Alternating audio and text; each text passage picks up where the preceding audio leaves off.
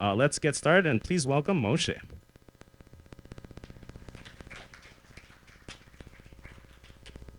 Thank you. Can you hear me? Okay, cool. Hi, everyone, and welcome to my talk. I didn't register for this. What's really in Google's Artifact Registry, where I will share with you how I ended up scanning all of the Google-owned container images on Artifact Registry and what I was able to find. I think it's pretty fair to assume that Google, when uploading container images to their own platform that has built-in security features, wouldn't have the worst security issues out there, right? Well, it turns out it's actually not that simple. My name is Moshe Bernstein, and I'm a cloud vulnerability researcher at Tenable. I've been working at Tenable Cloud Security for about a year now, but I have close to a decade of experience in cybersecurity, mostly in the worlds of web, cloud, and networking. In my spare time, I like traveling, playing sports, and playing video games. If anybody has similar interests to me, table tennis, Smash Bros, hit me up afterwards. So what are we going to go over today? Well, we'll start with a quick introduction, make sure everybody's on the same page, and then we'll dive into the Artifact Registry rabbit hole, and I'll explain how I got into this research. Next, we'll go over the discovery process, where I will share with you how I was able to find and scan these images. After that, we'll go over some classification, and I'll share some unique categories that we created to help us understand what these images are and what the repercussions of the issues that we found. Next, what I would think is the juicy part, the findings, what vulnerabilities and secrets were we able to find. And lastly, some final thoughts, specifically some questions about the shared responsibility model and ideas for the future. So let's get started with a quick introduction. And I'm not going to waste anybody's time. I'm sure you're mostly familiar with container images, but I'll just give a quick rundown. Essentially, it's just a very, very popular method of packaging self-contained applications. There are multiple things that are contained within the container, including the code, the runtime, and user configurations. What you need to know about this is that sometimes security issues can leak through with unpatched software versions or user configurations that include secrets. Artifact Registry is Google Cloud's solution for packages and container images. It's a broad solution that includes all different kinds of artifacts, and it essentially combines different package managers into one robust solution. There are very convenient management and version controls. There's great Google Cloud and CI/CD integration, and like we said, some built-in security features. So, how did I actually get down to this rabbit hole? What led me to this research?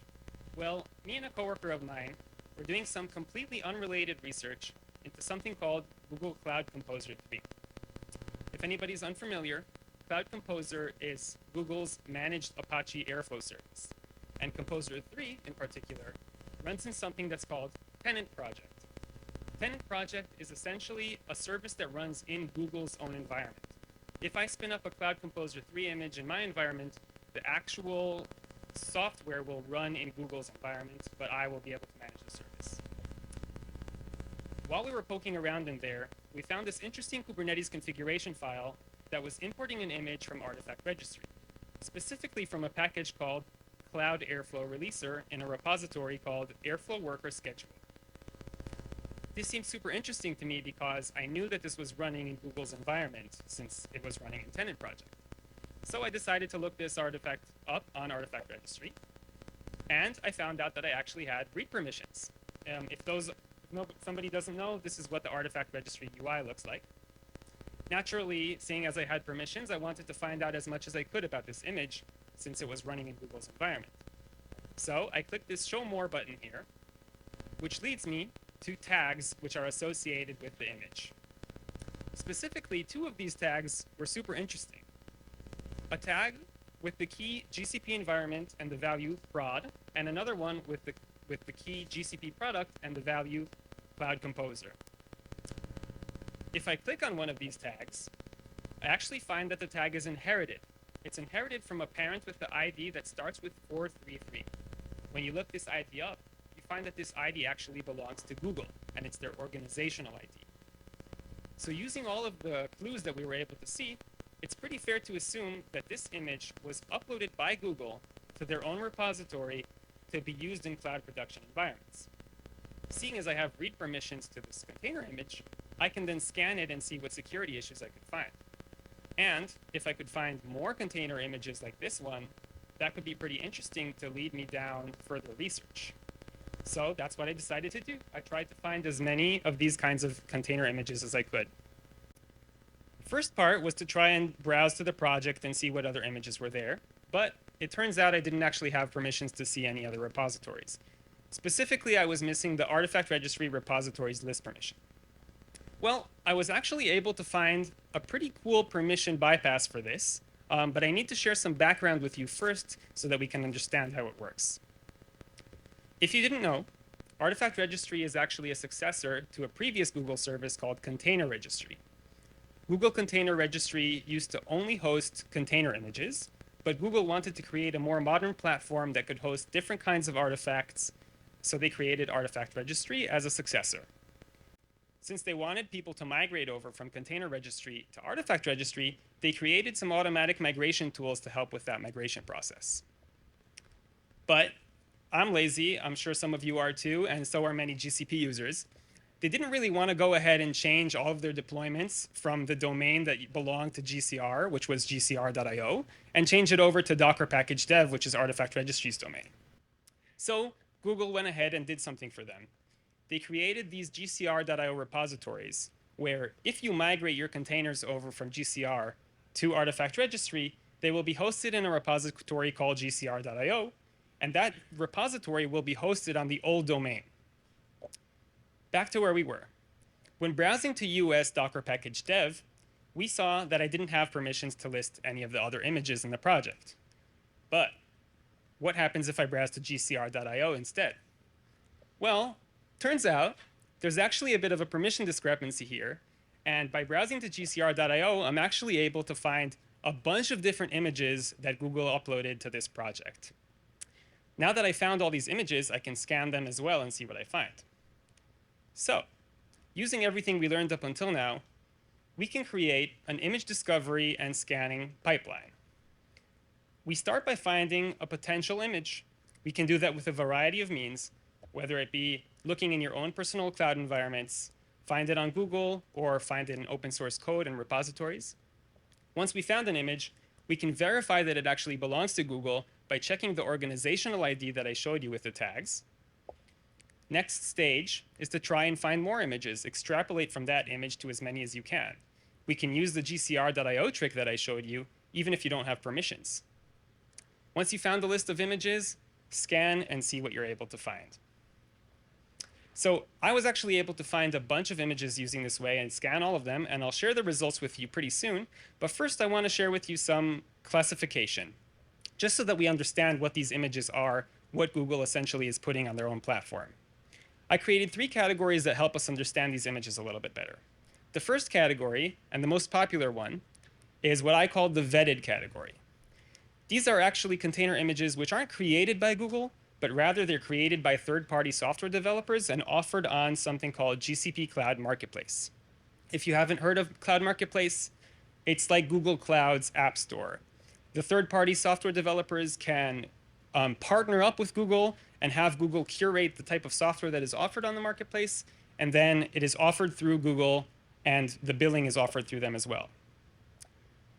The trust level for this is high, since even though the third parties are the ones that are creating the images, Google vets these images and uploads them to Artifact Registry themselves. The next category is the offered category. These are just bare bones container images like base operating system images or AI training images that Google uploads to Artifact Registry just for the convenience of its users. If you want to have a base Python image or Ubuntu image, you can just use one of these. And again, the trust level for this is high since Google are the ones that are offering them on their own platform. The last and potentially most interesting category to me is the used category. This would include the Cloud Composer images that we saw earlier. These are container images which were created by Google to be used by them in their own production environments.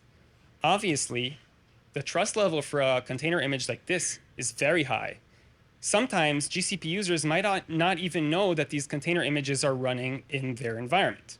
If I spin up a Cloud Composer service like we saw, it's possible that these images will run in my environment and I didn't even choose to have them there. So as we can see, all three categories carry with them a high level of trust. We would assume that that trust would end up correlating to security, right? Well, let's find out together. We were able to find and scan over 3,000 images using this pipeline. These images are from 32 different repositories, with the vast majority of them being from the vetted category and the minority being from the offered and the used categories. Now, it's important for me to note, many of these images are actively maintained and being updated every single day. Some of them are not, but even those that are not, all of the data that I'm about to show you is from the latest image available. Meaning if somebody were to use this container image, this is presumably the version that they would be using. So, what vulnerabilities were we able to find on these images? Well, prepare yourselves. We were able to find around 1.7 million vulnerabilities on 3,000 container images that were uploaded by Google to their own platform. That's an astounding number. If we want to narrow it down a little bit, there are around 350,000 unique vulnerabilities. That means 350,000 CVEs on these 3,000 container images. Now, if you look at the graph, you might be thinking, well, Moshe, I can see that the majority of these are medium or low severity, so it's not such a big deal, right? Well, let's narrow it down even more. Only higher critical vulnerabilities, we have around 380,000 or 70,000 unique higher critical vulnerabilities. That's still an extremely large number. Well, anybody here who's dealt with vulnerability management probably knows not all higher critical vulnerabilities are the same. It's entirely possible that many of these are in esoteric parts of the container images. They are non-exploitable. Nobody's ever heard about it. Why should I care, right? Well, we're not only talking about those kinds of vulnerabilities. Here are a few examples of vulnerabilities that we were able to find on multiple container images uploaded by Google to their own platform. Log4Shell, Zero Logon, Spring4Shell. These are some of the most infamous and exploitable vulnerabilities out there, and they exist on multiple containers. Wild. Let's dive into a few concrete examples. Specifically, this example, I know you probably can't read anything in the table. Don't worry, it's not that interesting. I'll share with you what's interesting. This example is from a container image that was uploaded to Google Cloud Marketplace in the vetted category. These are 24 critical vulnerabilities that exist on this image. Of those, 9 could potentially lead to remote code execution. Why should we care about this image in particular?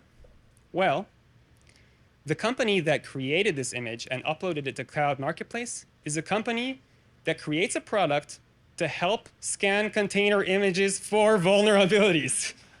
Talk about irony in cybersecurity, am I right? Crazy. On to the secrets. What secrets were we able to find on these images? Well, we were able to find close to 3,000 secrets. All of the secrets we found were actually in the vetted category. When you think about it, that kind of makes sense, right? Because the offered category, those are just bare bones containers. They don't contain any user configurations or anything like that. Makes sense that there would be no secrets there. And the used category, well, makes sense also that Google would have very strict security policies before uploading any container images that end up in production environments. But the third-party software developers who upload their images to Cloud Marketplace might not have the same security in place. So we were able to find all different categories of secrets. As you can see, we have cloud credentials, tokens, API keys, hard-coded credentials, and even private keys. Here are a few examples of the different services that there were secrets for. All 3 major cloud providers, AI tokens, Docker configuration, GitHub and GitLab private access tokens, you name it. Again, let's dive into a specific example that we found on Google Cloud Marketplace. Again, don't worry if you can't read it in the back. I'll show you what's interesting, all of it. This is a configuration file from one of the images that has all the API keys at the top. This over here is the OpenAI API key in particular. We've got cloud credentials here for AWS and Azure. Remind you, this is running on GCP, right? This is a Jira token, and the cherry on top, we got hard-coded administrator credentials, an email, and a password.